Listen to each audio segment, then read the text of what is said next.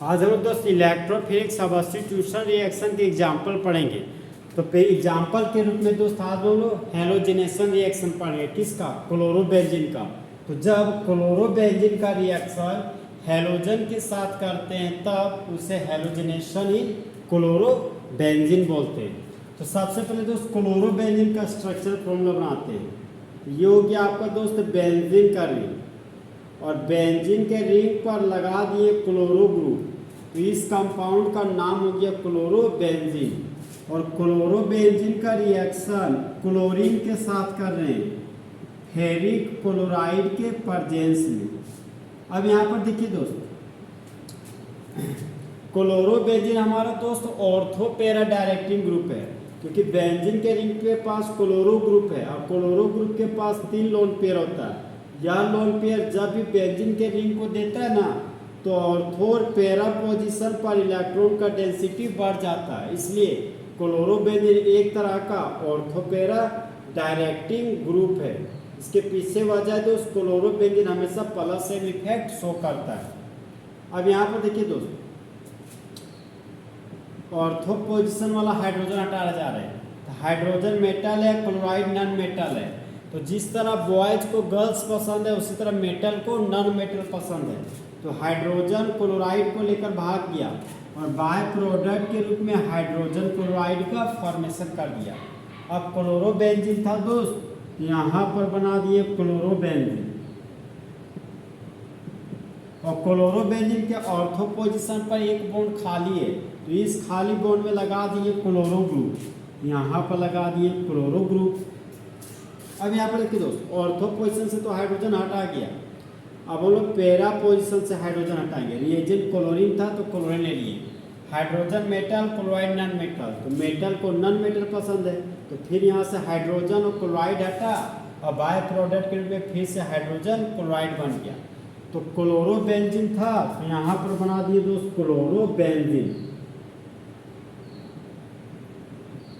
और क्लोरोबेंजीन के para position पर एक बॉन्ड खाली है, तो इस खाली बॉन्ड में क्लोराइड ग्रुप जुड़ गया। यहाँ पर लिखिए दोस्त क्लोराइड ग्रुप। इस बाय प्रोडक्ट को दोस्त यहाँ पर भी लिख सकते हैं HCl के रूप में। यहाँ पर लिखिए हाइड्रोजन क्लोराइड। और देखिए दोस्त,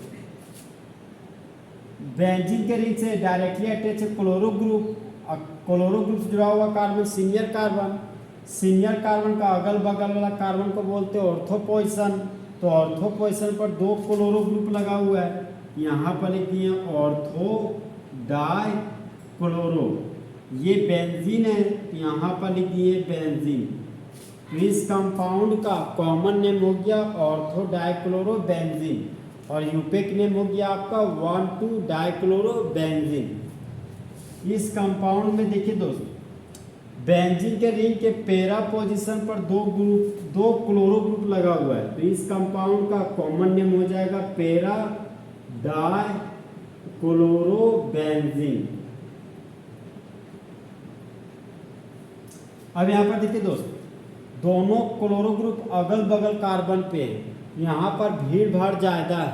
भीड़ भाड़ ज़्यादा है, उसको केमिस्ट्री में बोलते हैं स्टेरिक हिंड्रेंस। यहाँ पर स्टेरिक हिंड्रेंस ज़्यादा है, तो बनने का क्षमता कम होगा। बनने का क्षमता कम है मतलब स्टेबिलिटी कम है, और स्टेबिलिटी कम है इसका मतलब दोस्त ऑर्थो डाइक्लोरोबेंजीन एक तरह का माइनर प्रोडक्ट है। माइनर प्रोडक्ट एक ऐसा प्रोडक्ट जो कम मात्रा में बनता हो उसको बोलते हैं माइनर प्रोडक्ट। पैरा डाइक्लोरोबेंजीन में देखिए दोस्त, दोनों क्लोरो ग्रुप पैरा पोजीशन पे है, तो यहाँ पर भीड़ भाड़ कम है, स्टेरिक हिंड्रेंस कम है, लेकिन स्टेबिलिटी ज़्यादा है। इसलिए पैरा डाइक्लोरोबेंजीन एक तरह का मेजर प्रोडक्ट है। एक ऐसा प्रोडक्ट जो ज़्यादा मात्रा में बनता हो उसको मेजर प्रोडक्ट बोलते हैं। रिएजेंट के रूप में क्लोरीन था तो यहाँ पर क्लोरीन लिख दिए, और ये हमारा क्लोरोबेंजीन है, तो यहाँ पर लिख दिए दोस्त क्लोरोबेंजीन। Cl2 का नाम क्लोरीन है, तो यहाँ पर लिख दिए क्लोरीन। और FeCl3 दोस्त, FeCl3 का नाम है आपका फेरिक क्लोराइड, यहाँ पर लिख दिए फेरिक क्लोराइड। अब इस केमिकल रिएक्शन को दोस्त कुछ इस तरीके से पढ़ेंगे। जब क्लोरोबेंजीन का रिएक्शन क्लोरीन के साथ करते हैं फेरिक क्लोराइड के प्रेजेंस में, तब मेन प्रोडक्ट के रूप में ऑर्थो डाइक्लोरोबेंजीन और पैरा डाइक्लोरोबेंजीन बनता है, जहां पर पैरा डाइक्लोरोबेंजीन एक तरह का मेजर प्रोडक्ट।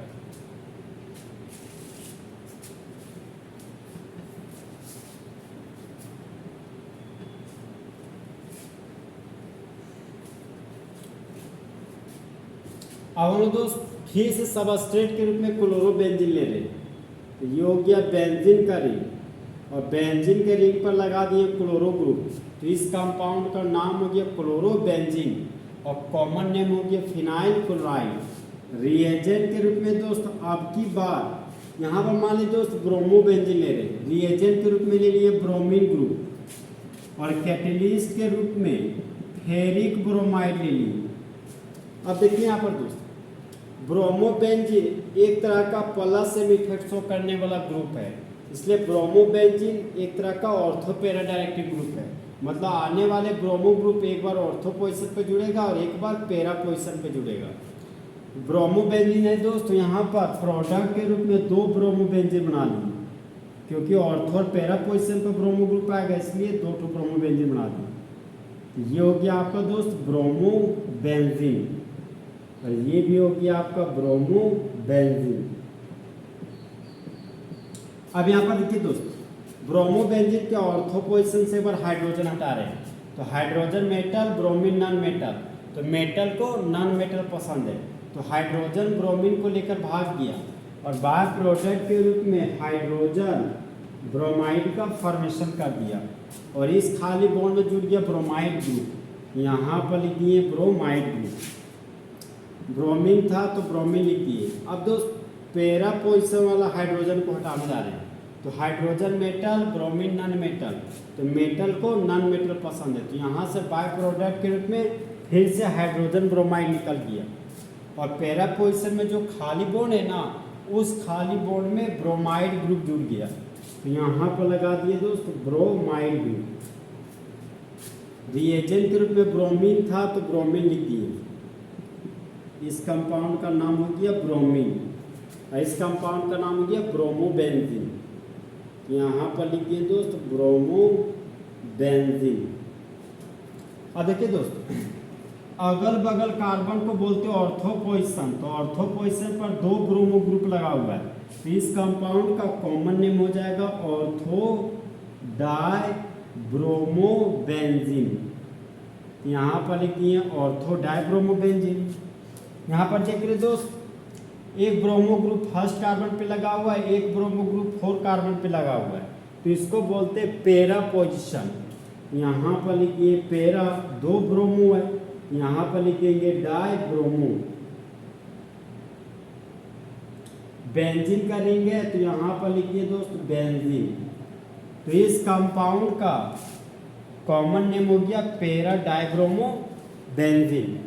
यहाँ पर देखिए दोस्त बेंजीन के ऑर्थो पोजीशन पर 2 ब्रोमो ग्रुप लगा हुआ है, तो यहाँ पर भीड़ भाड़ ज़्यादा है, तो भीड़ भाड़ ज़्यादा का मतलब स्टेरिक हिंड्रेज ज़्यादा, और स्टेरिक हिंड्रेज ज़्यादा है तो बनने का क्षमता कम होगा, बोले तो स्टेबिलिटी कम होगा, और स्टेबिलिटी कम होगा इसका मतलब ऑर्थो डाइब्रोमोबेंजीन एक तरह का माइनर प्रोडक्ट बनाएगा। यहाँ पर लिखिए दोस्त माइनर प्रोडक्ट। यहाँ पर देखिए दोस्त 2 ब्रोमो ग्रुप पैरा पोजीशन पे लगे हुए हैं, तो यहाँ पर भीड़ भाड़ कम है, भीड़ भाड़ कम है तो केमिस्ट्री में बोलते हैं स्टेरिक हिंड्रेंस कम है। स्टेरिक हिंड्रेंस कम है इसका मतलब स्टेबिलिटी ज़्यादा है, स्टेबिलिटी ज़्यादा है इसलिए पैरा डाइब्रोमोबेंजीन ज़्यादा मात्रा में बनेगा। यहाँ पर लिखिए दोस्त मेजर प्रोडक्ट। एक ऐसा प्रोडक्ट जो कम मात्रा में बनता है उसको माइनर प्रोडक्ट बोलते हैं, एक ऐसा प्रोडक्ट जो ज़्यादा मात्रा में बनता है उसको मेजर प्रोडक्ट बोलते हैं। इस केमिकल रिएक्शन को दोस्त कुछ इस तरीके से पढ़ेंगे। जब ब्रोमोबेंजीन का रिएक्शन ब्रोमीन के साथ करते हैं फेरिक ब्रोमाइड के प्रेजेंस में, तब मेन प्रोडक्ट के रूप में ऑर्थो डाइब्रोमोबेंजीन और पैरा डाइब्रोमोबेंजीन बनता है, जहाँ पर पैरा डाइब्रोमोबेंजीन एक तरह का मेजर प्रोडक्ट है। इसके पीछे वजह दोस्त लेस स्टेरिक कंटेंट। तो हेलोजेनेशन इन क्लोरोबेंजीन और ब्रोमोबेंजीन का जनरल लैंग्वेज हो जाएगा दोस्त, when chlorobenzene and bromobenzene is reacted with chlorine और bromine in the presence of ferric chloride और ferric bromide, they para product is major product. तो इस तरह हमारे दोस्त halogenation in chlorobenzene full HD में खत्म हो गया।